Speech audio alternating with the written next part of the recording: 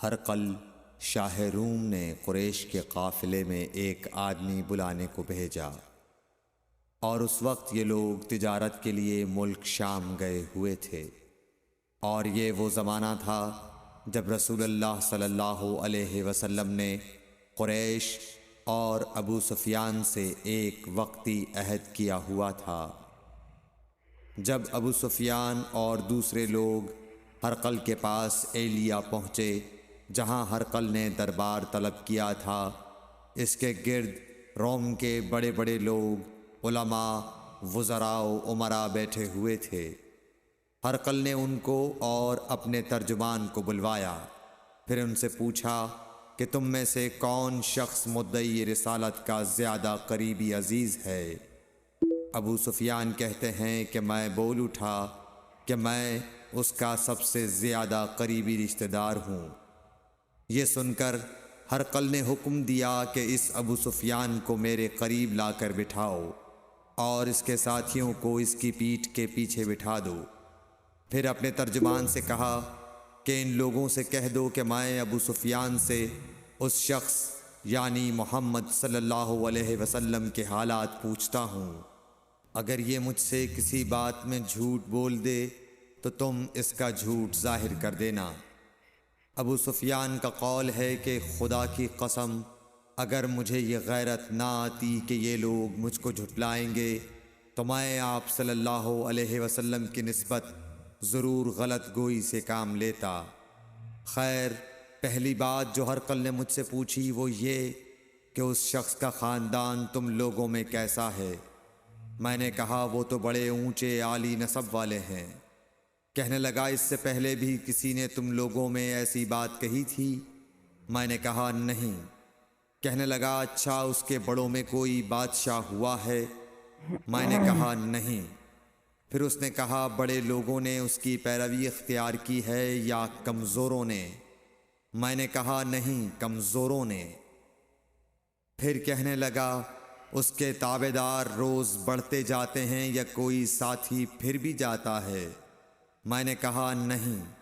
کہنے لگا کیا اپنے اس دعوی نبوت سے پہلے کبھی کسی بھی موقع پر اس نے جھوٹ بولا ہے؟ میں نے کہا نہیں، اور اب ہماری اس سے صلح کی ایک مقررہ مدت ٹھہری ہوئی ہے، معلوم نہیں وہ اس میں کیا کرنے والا ہے۔ ابو سفیان کہتے ہیں میں اس بات کے سوا اور کوئی جھوٹ اس گفتگو میں شامل نہ کر سکا۔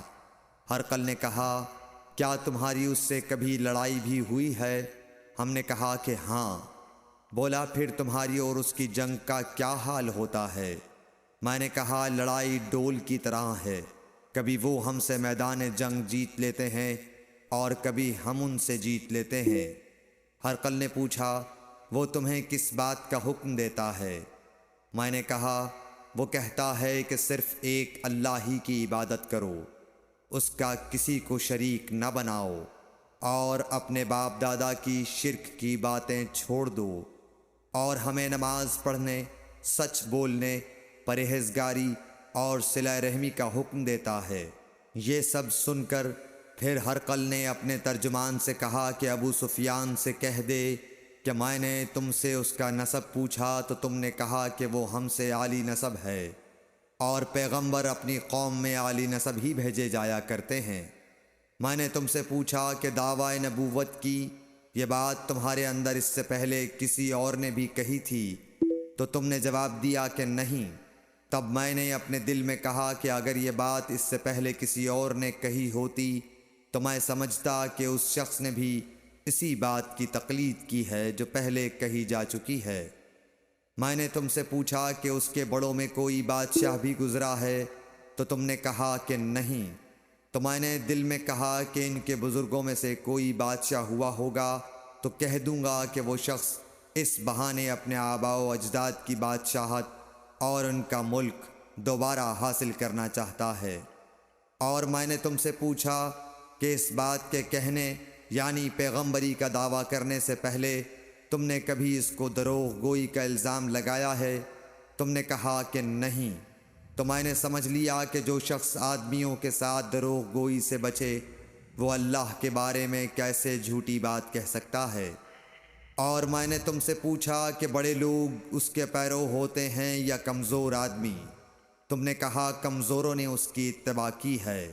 تو دراصل یہی لوگ پیغمبروں کے متبعین ہوتے ہیں۔ اور میں نے تم سے پوچھا کہ اس کے ساتھی بڑھ رہے ہیں یا کم ہو رہے ہیں؟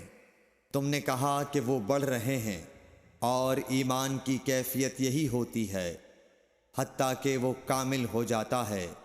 اور میں نے تم سے پوچھا کہ آیا کوئی شخص اس کے دین سے ناخوش ہو کر مرتد بھی ہو جاتا ہے؟ تم نے کہا نہیں۔ تو ایمان کی خاصیت بھی یہی ہے، جن کے دلوں میں اس کی مسرت رچ بس جائے وہ اس سے لوٹا نہیں کرتے۔ اور میں نے تم سے پوچھا کہ آیا وہ کبھی عہد شکنی کرتے ہیں؟ تم نے کہا نہیں۔ پیغمبروں کا یہی حال ہوتا ہے، وہ عہد کی خلاف ورزی نہیں کرتے۔ اور میں نے تم سے کہا کہ وہ تم سے کس چیز کے لیے کہتے ہیں؟ تم نے کہا کہ وہ ہمیں حکم دیتے ہیں کہ اللہ کی عبادت کرو، اس کے ساتھ کسی کو شریک نہ ٹھہراؤ، اور تمہیں بتوں کی پرستش سے روکتے ہیں، سچ بولنے اور پرہیزگاری کا حکم دیتے ہیں۔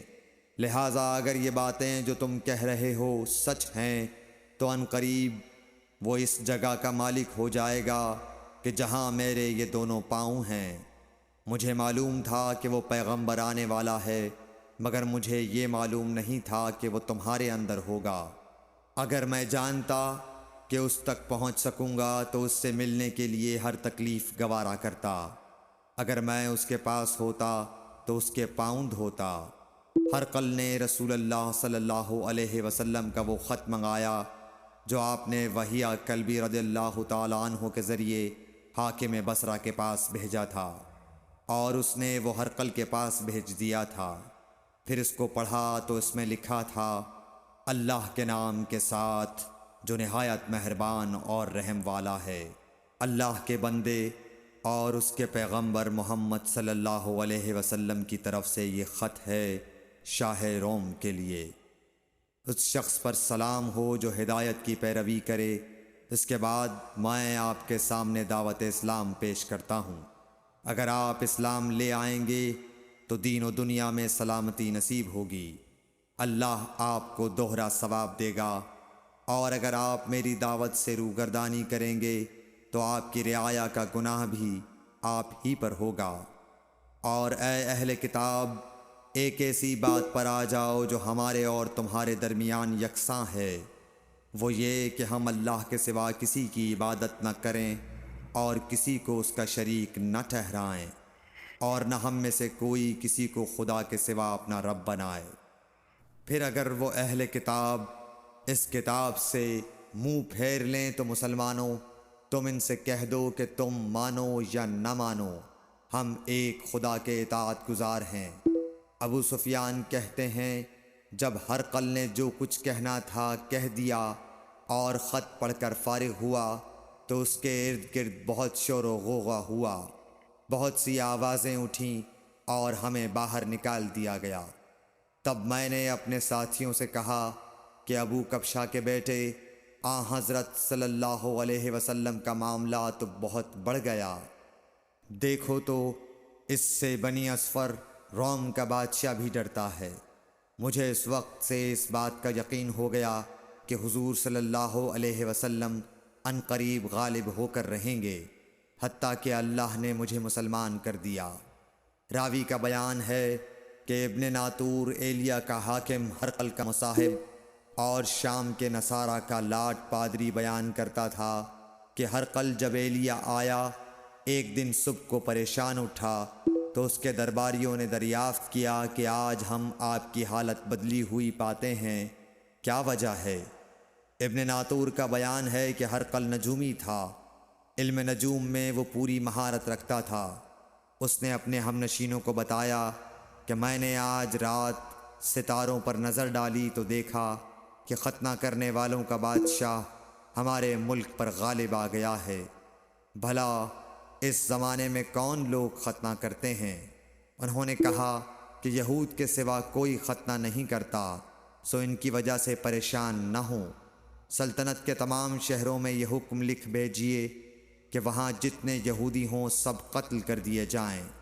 وہ لوگ انہی باتوں میں مشغول تھے کہ ہرقل کے پاس ایک آدمی لایا گیا جسے شاہ غسان نے بھیجا تھا۔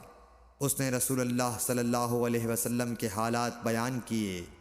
جب ہرقل نے سارے حالات سن لیے تو کہا کہ جا کر دیکھو وہ ختنہ کیے ہوئے ہے یا نہیں۔ انہوں نے اسے دیکھا تو بتلایا کہ وہ ختنہ کیا ہوا ہے۔ ہرقل نے جب اس شخص سے عرب کے بارے میں پوچھا تو اس نے بتلایا کہ وہ ختنہ کرتے ہیں۔ تب ہرقل نے کہا کہ یہی محمد صلی اللہ علیہ وسلم اس امت کے بادشاہ ہیں جو پیدا ہو چکے ہیں۔ پھر اس نے اپنے ایک دوست کو رومیہ خط لکھا اور وہ بھی علم نجوم میں ہرقل کی طرح ماہر تھا۔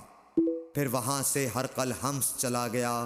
ابھی حمص سے نکلا نہیں تھا کہ اس کے دوست کا خط اس کے جواب میں آ گیا۔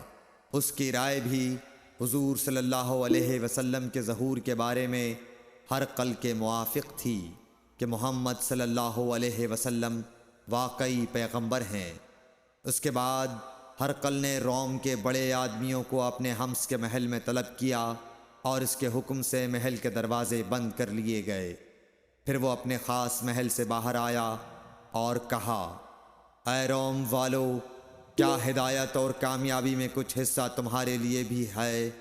اگر تم اپنی سلطنت کی بقا چاہتے ہو تو پھر اس نبی صلی اللہ علیہ وسلم کی بیعت کر لو اور مسلمان ہو جاؤ۔ یہ سننا تھا کہ پھر لوگ وحشی گدھوں کی طرح دروازوں کی طرف دوڑے مگر انہیں بند پایا۔ آخر جب ہرقل نے اس بات سے ان کی یہ نفرت دیکھی اور ان کے ایمان لانے سے مایوس ہو گیا تو کہنے لگا کہ ان لوگوں کو میرے پاس لاؤ۔